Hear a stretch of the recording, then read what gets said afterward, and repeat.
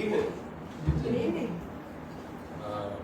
This is going to be, in theory, my last lesson on Providence tonight. Unless I end up doing another one if Rick's not feeling best. But the end state for tonight is I'm going to do one last look at Providence and how it ties into the overall plan of salvation, how it ties into the New Testament. So we took a look at a couple different things about Providence the last few weeks. We looked at what Providence was, or for miracles. We looked at a couple different viewpoints in the Old Testament of how God worked for different people, including Ruth, the army, and Joel. And then we ended up ending last week on,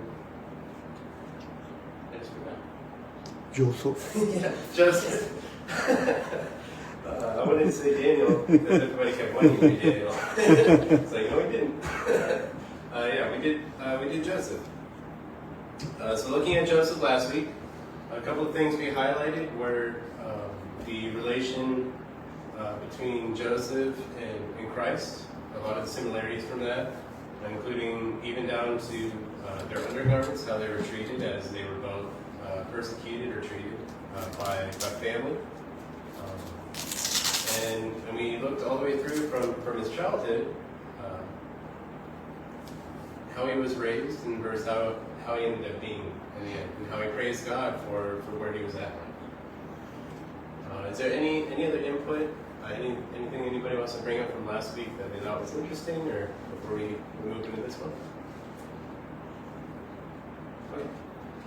Okay. So tonight, I'm going to look at a couple different passages. Mostly it'll be Jeremiah, and then we will also look in Galatians as well.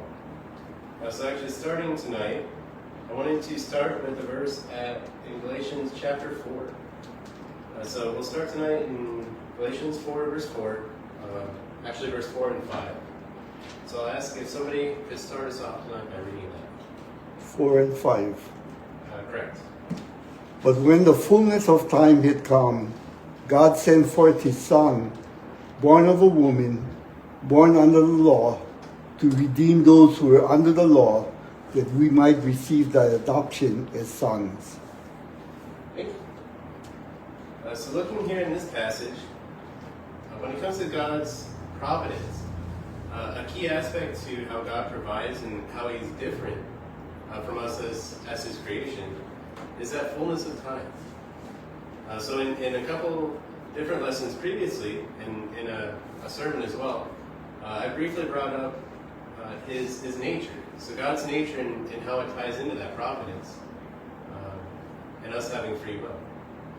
In various different places, especially in Psalms, we read of him being from eternity to eternity.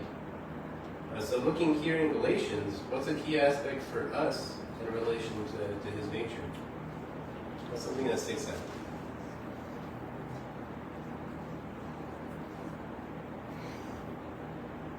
Sorry, can you repeat that question again? Yeah.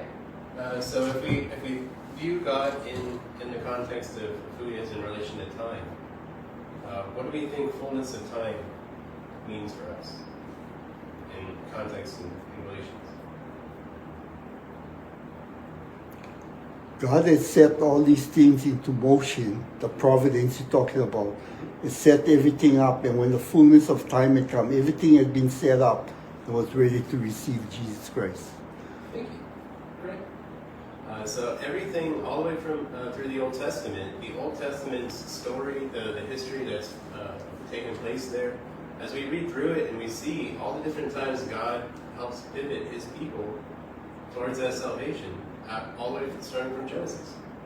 So Genesis, we fall short from the glory of God.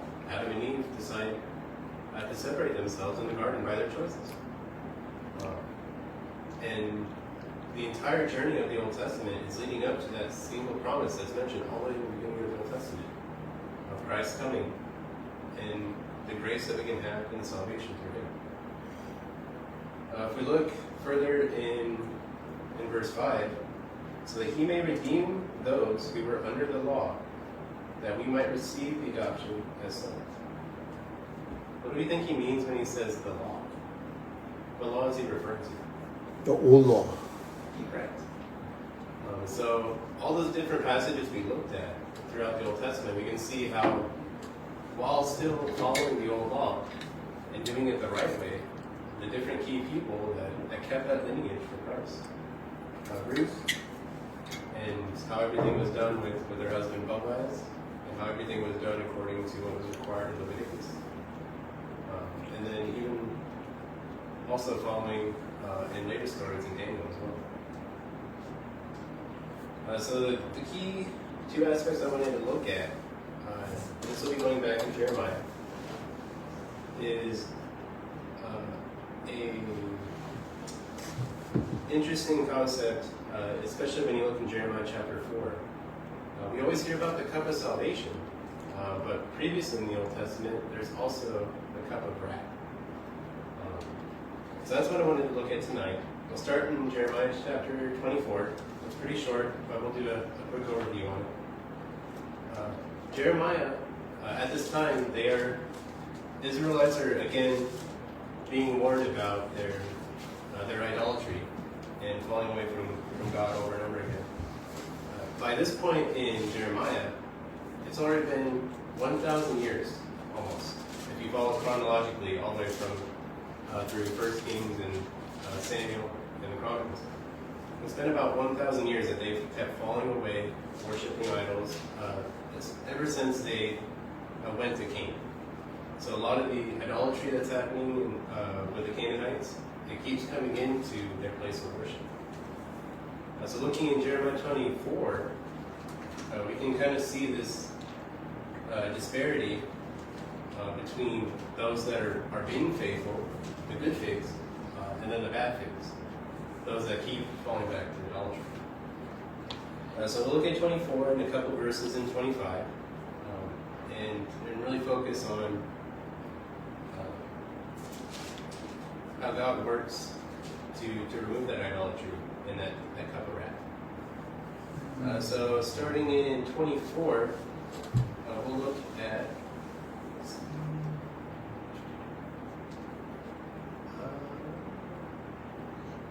we'll start in verse 1 all the way until verse 3. Somebody wouldn't mind reading it. Jeremiah 24, 1 through 3. Yep.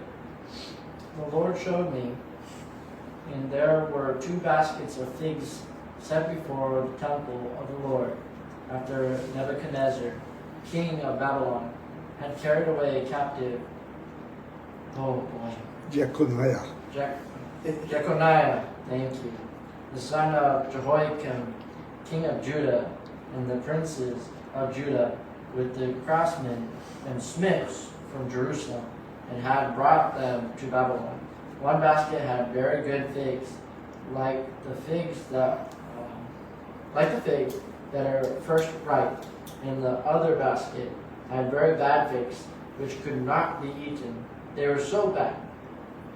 Then the Lord said to me, "What do you see, Jeremiah?" And I said, "Figs.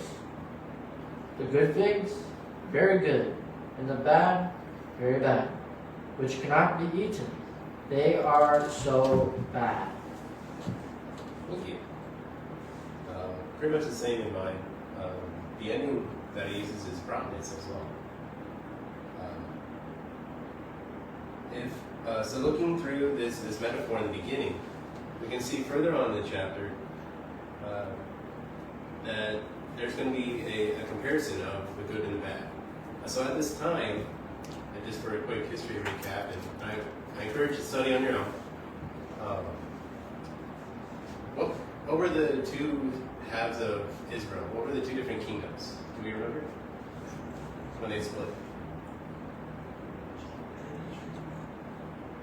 So we had the surviving kingdom of Israel, we had the north, and then we had the kingdom of Judah. I said Judah. Words are hard. And in Judah, at this time, the king listed here, they're the ones that have severely fallen away and gone back to idolatry. And we can see that the Babylonian Empire is used to weed out idolatry. If you follow the history from this point forward, once they do their 70 years of captivity under Babylon, idolatry never comes up again. So, in a sense, especially when you look at different commentaries and accounts from scholars, it's almost like it was a generational reset, where they spent those 70 years flushing out all the bad habits and things because they couldn't focus on it while they were captives. And from that point forward, that no longer is a problem.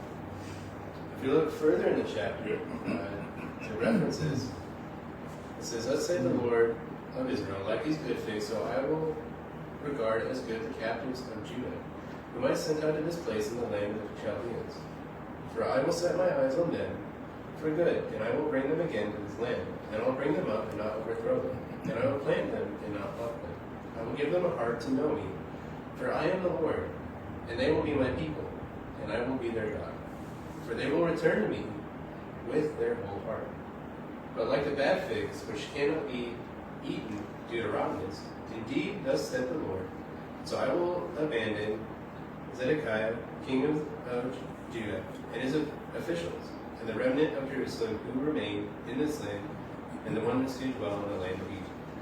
I will make them a terror and evil for all the kingdoms of the earth, as a reproach and a proverb, and a taunt and a curse in all the places where I will scatter them. I will send the sword and famine and the pestilence upon them until they are destroyed from the land which I gave to them and their forefathers." So here it's a quick overview and a prophecy given about what's going to happen due to them falling away. So the good figs, we can see they're the ones that go into captivity.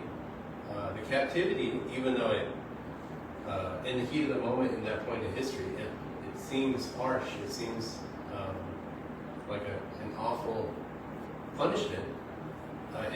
Later on, when you look through the rest of Jeremiah, it's a means of safety for them. So they are preserved, that bit of those who are faithful, the good figs, under the Babylonian Empire, while those who ran away into some captivity in Egypt and scattered,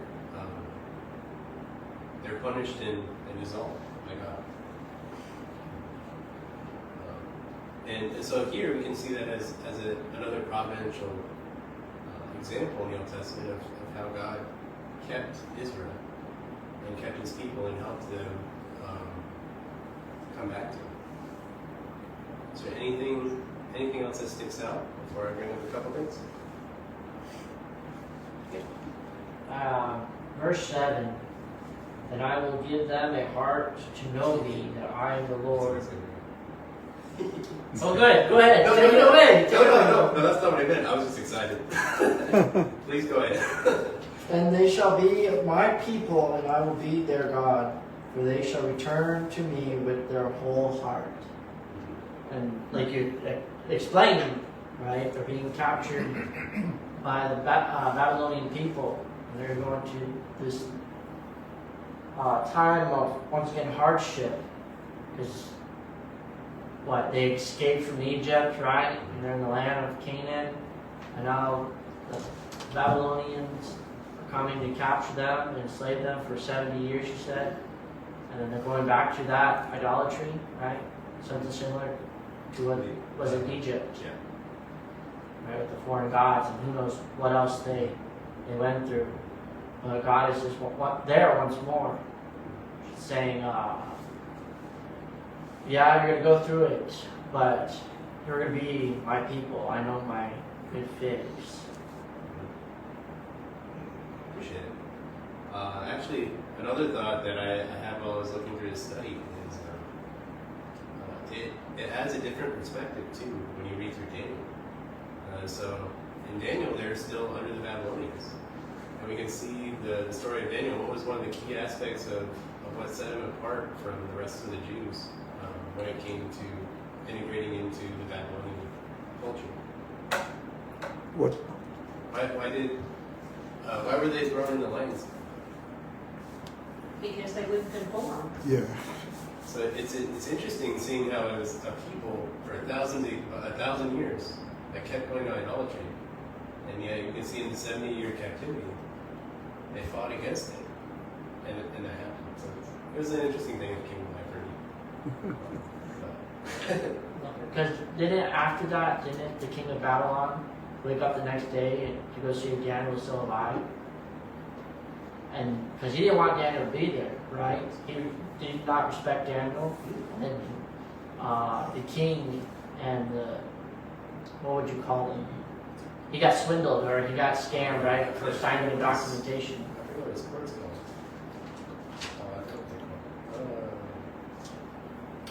Is that correct?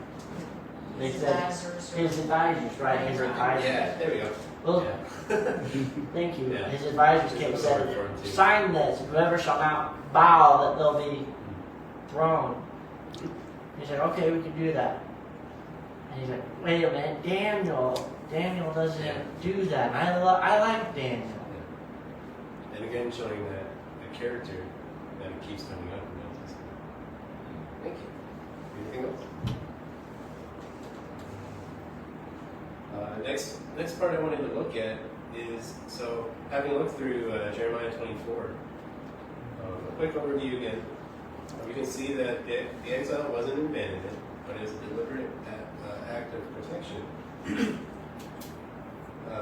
It was a refining moment for them as a place of safety to preserve that remnant, as mentioned in that chapter.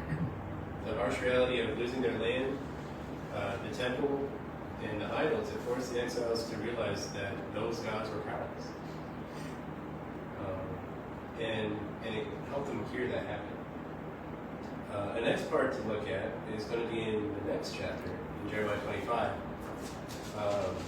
Kind of further unmasking that futility of the idolatry. So we can see in, I didn't write the verse. There's a section where God names Nebuchadnezzar his servant. Let's see, where was that? Right?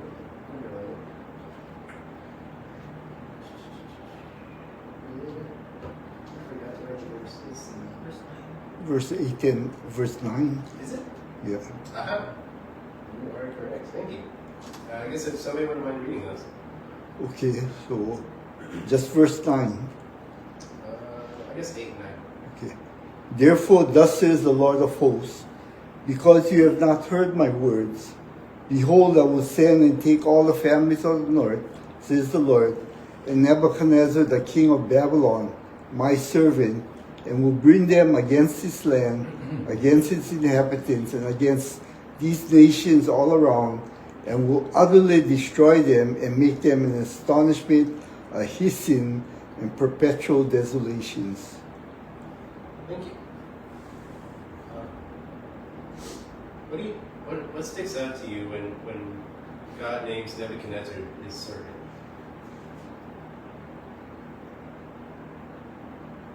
Odd. I would say odd. I would have to find out why he would call him his servant. Because he's the king of Babylon. Okay. And you're like, how does king of Babylon somehow been noticed by God? Been favorable in God's eyes? What did he do? I have to find out, okay. Is this a turning point for Nebuchadnezzar? Does he become a Jew now? Or is he just someone that is accepted by God? I don't know. I would be curious. Sure. God may just be using him. I mean, he may be serving God's purpose. Yeah. Not so much so that he, is a follower of God, but he's still serving God, even though, Right. he's doing God's will. Yeah. Like what Joseph said, everything you meant bad for me, Yes. but it actually is good in the eyes of the Lord. Oh yeah. Something like that, yeah. Yeah. Well, he uses bad people to do things. I mean, God always has done that. There's always even in the worst situations that humankind can come up with, God finds a way to turn it to good. And something that stuck out to me is, so we're already in this, it's already being told about them going into 70 years of captivity at this point. And we can see that the servant isn't God's people. It's somebody outside. It demonstrates that even though he's not God's people, we're still God's creation. God's providential power wasn't tied down to any specific group, but just his overall plan, and how the world fit into that plan. It further just highlights God's true level of purpose, in our purpose in his plan. Another aspect of it too is looking at the cup of wrath in chapter 25 as well. I apparently didn't write any verses down, or I wrote it down somewhere else. Verse 15. You are the best friend tonight, sir. So looking here in in chapter 25, I think starting early in verse 12, that's when it mentions the 70 years. Right, I was going to bring that up if you weren't. Oh, yeah. So go for it. Yeah. And we can see all the way down that it starts listing into this cup of wrath. So looking in verse 13 to 15, I will bring upon that land all my words which I have pronounced against it, that it is written in this book, which Jeremiah has prophesied against all the nations. For many nations and great kings will make slaves of them, even them, and I will recompense them according to their deeds and according to the work of their hands. For thus the Lord, the God of Israel, says to me, take this cup of wine of wrath from my hand, and cause all the nations whom I send you to drink it. They will drink and stagger and go mad because of the sword, and that I will send among them. So looking here at this passage, and I encourage you to further read it throughout the chapter as well. Normally when we hear about the cup, it's always a cup of salvation. It's the good news. It's a good message. What do you think the cup of wrath means here in this case?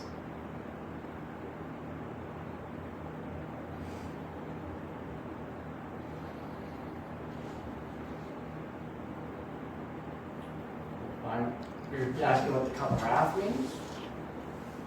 Yeah, or like what sticks out? What's different from how we normally view the cup? The cup of wrath is destruction. Usually the cup that we drink for is salvation, which is direct opposites. Thank you. And further leading into that, and I'm not going to go too far into the weeds of it because it's a theological topic, especially among a lot of commentaries and scholars, but it's not really a yes or no on how in depth we'll understand or know if it's true or not.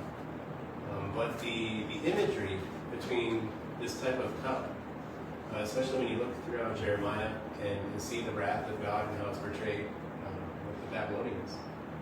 It's interesting when you look later on in the New Testament of, especially when Christ says, Lord, or Father, if it be your will, let this cup pass from me. And then seeing in the New Testament how we go from him emptying himself or emptying that cup and establishing the new covenant by his blood. So again, following that path of the Old Testament, God's people at the time, and how they kept falling away or falling short, and then that reset in the New Testament. So a couple different commentaries and notes that were made that just kind of thought for me that I encourage for study. It says, by forcing all the nations to drink from the cup of wrath, God unmasked the pride and the false security found in the man-made systems and local deities. The sovereignty, the destruction of the temple, it was once treated almost as, almost like a talisman or a symbol of them being elevated as God's people, and it was stripped away. That security was stripped away due to their own choices. Looking at a couple other aspects, the cup of wrath, that destruction, it was his righteous judgment for sin. Compared to later on, where in Gethsemane, Matthew 26, letting this cup pass from me. A lot of people refer to that maybe as being that cup of the Old Testament, like was mentioned. Again, that's not really something you can go too far into or know for sure. That's one of those things where we won't understand. But it's the same thing as how often the number 40 comes up, or the number 7, the perfect numbers, all those kind of patterns. Those are just a few thoughts I wanted to share. Further on in this chapter, a couple other things I wanted to look at as well. We can see sorry, one moment. Scroll too far.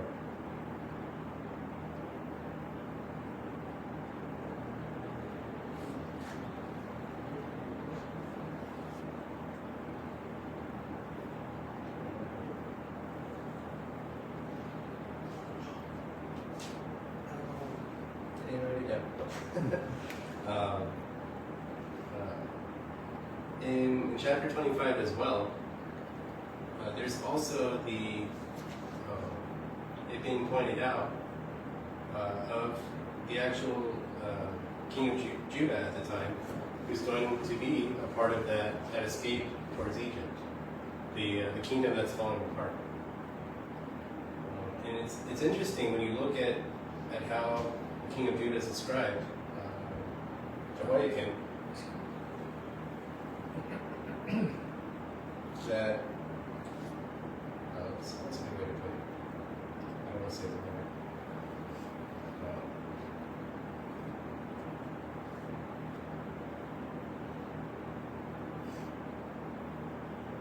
Again, the disparity between King Nebuchadnezzar and Jehoiakim at the same time, where one is being treated as a servant, and the other one is treated as a source of wrath.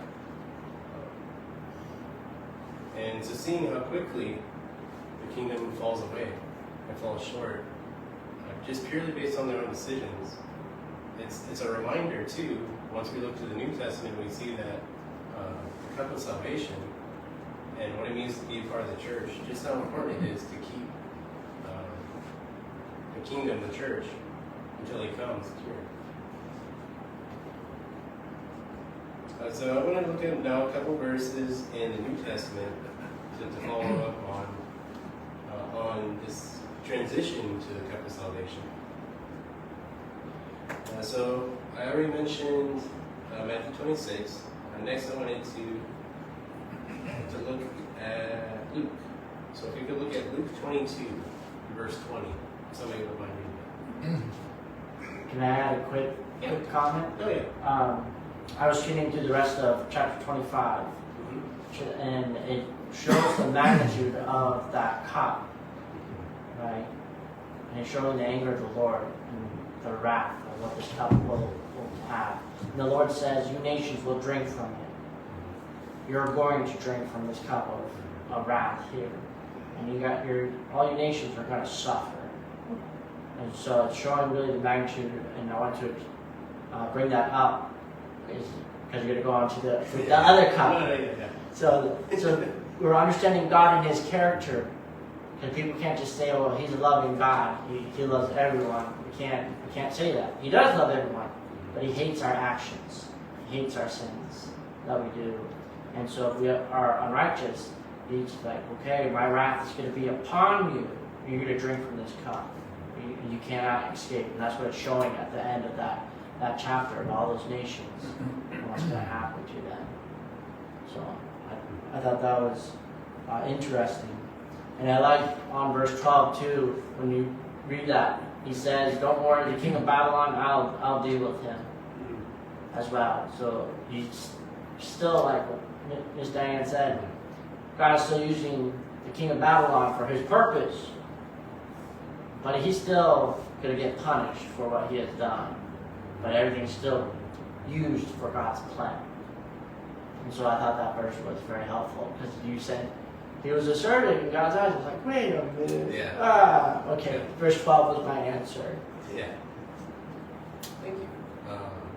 I was trying to skim through it, so that is, thank you for catching that. That does bring up the point of whatever choice we do make, there is still going to be a consequence of accountability no matter who it is. Even if it is a bad situation, there will be a consequence, even if it later is turned into good for somebody else. Is there any other comment? Okay. Next verse I would like to look at is Luke 22, verse 20.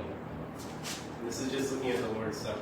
Just wanted to look at it. So likewise, he also took the cup after supper, saying, "This cup is a new covenant in my blood, which is shed for you." Thank you. So what's a key difference that we already see here between the old covenant and the new covenant? This is a new covenant By what?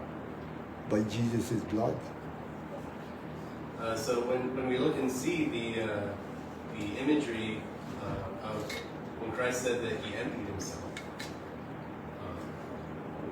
and that emptying of the old cup in a couple other areas as well, and then his blood becomes that new cup, that new fruit of the vine that we take every Sunday.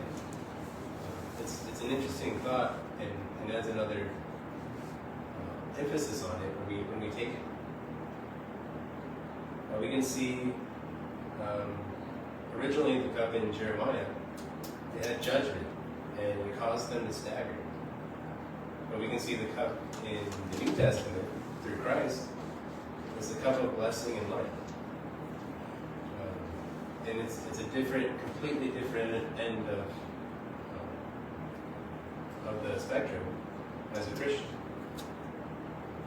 So looking at that, the last couple things I wanted to look at are what it means to be a part of that new covenant, what it means to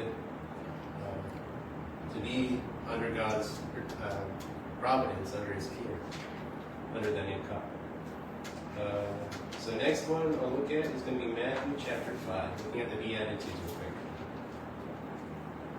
So what I wanted to look at now is going to be those who seek God's care and protection under this new covenant. So if somebody could read verse 3 of chapter 5 and then verse 6. Those are key ones to highlight. 3 and 6. Correct. Blessed are the poor in spirit, for theirs is the kingdom of heaven.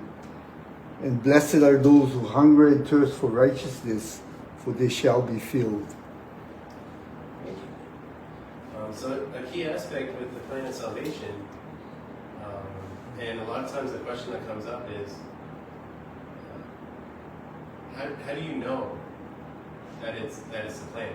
So a lot of times people mention, oh, there's plenty of smart people in the world, people that are doctors, that get PhDs, all these things. But yet, if we look in Matthew, blessed are those who are poor in spirit. What does that mean in regards to salvation and being provided for? Poor in spirit are those who humble themselves. We gotta accept the word in humbleness, that we cannot do it in arrogance or in riches or whatever. So we gotta humble ourselves like little children to accept the word. Okay. Anything else? Tag on that. What's a key human nature that often gets in the way of being able to help one another?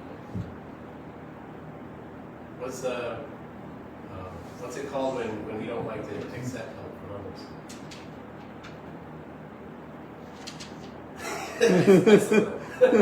That's funny. We get arrogant. We get boastful. And so those who are poor in spirit, we allow ourselves to be taken care of.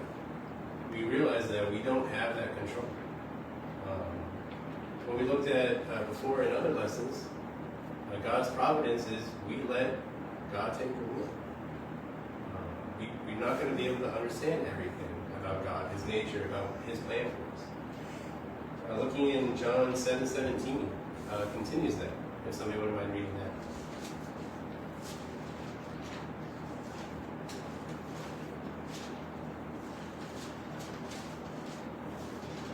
John 17:17. 7:17. Or 7:17. If anyone wills to do his will, he shall know concerning the doctrine, whether it is from God, or whether I speak on my own authority.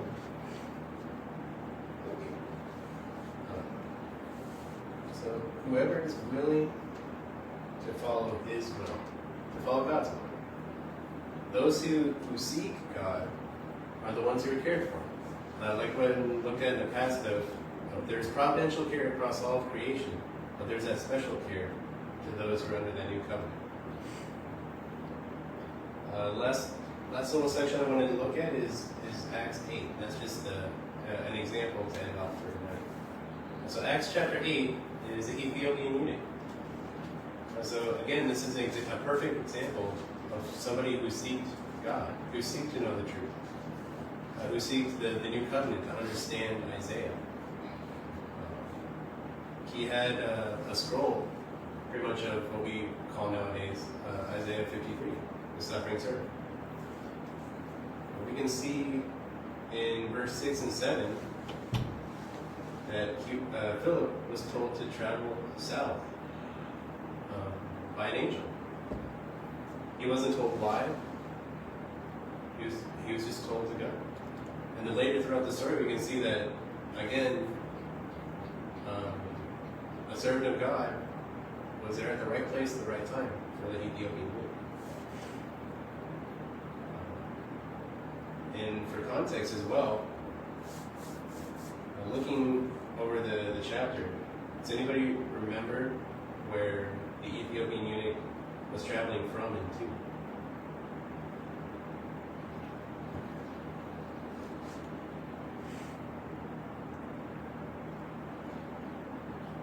I guess he came from Ethiopia and he was going to Jerusalem. Correct. Does anybody know roughly about how long that is? And for geography, I was here Americans are not good at it. It took a long time for me to learn a few countries. It's about 200 miles. And so that being by foot.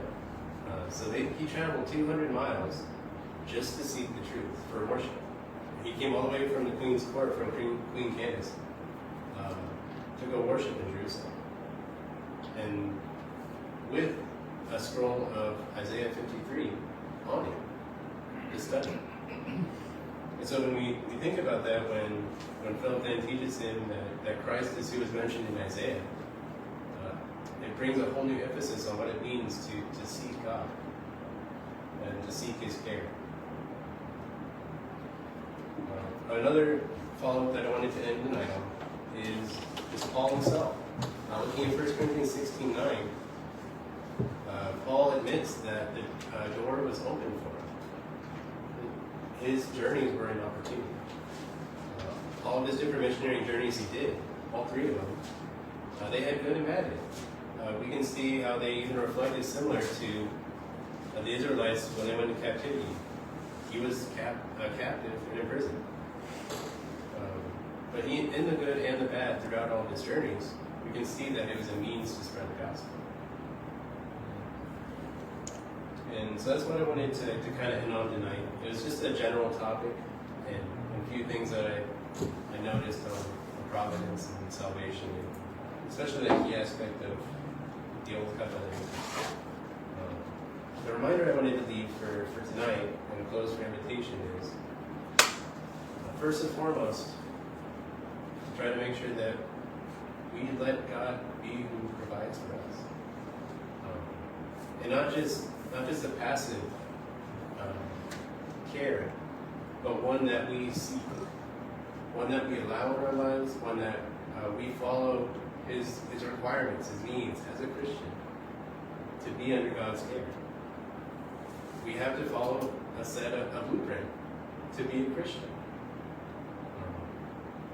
We have to hear, we have to believe, we have to repent, and confess and be baptized. And then from that point forward, a lot of times it gets easy, especially throughout life, to forget how it felt when we first got baptized. I remember when I first got baptized in high school, it was, I mean, it still is, it was the best day of my life. I felt like I made such a big choice. I felt like my whole world was going to turn around, and I was like, I'm never going to make no mistakes again. And I was a little too eager about that. I made a lot of mistakes on the way still, but that's the kind of reminder I just wanted to keep. Is we have to put effort to be careful, and in the way that we need to as a Christian. So any thoughts or comments or anything that came up tonight or other weeks that anyone wants to close out?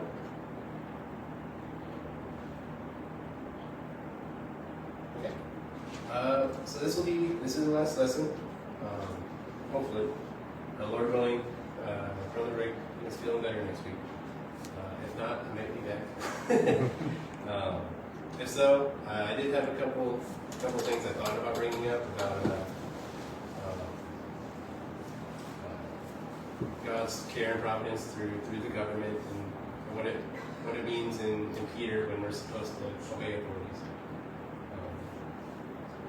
Otherwise, as always, for the end of each night, it is an opportunity for anybody to make needs known.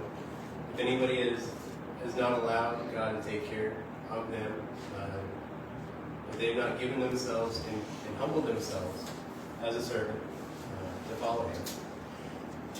And for those who haven't even became a Christian, especially if anyone else is watching, there's always an opportunity to come about. There's always an opportunity to be washed in His blood, to be baptized. If anybody has any needs or anything they want to bring forward, now is the time, as we stand and as we sing. 7:44.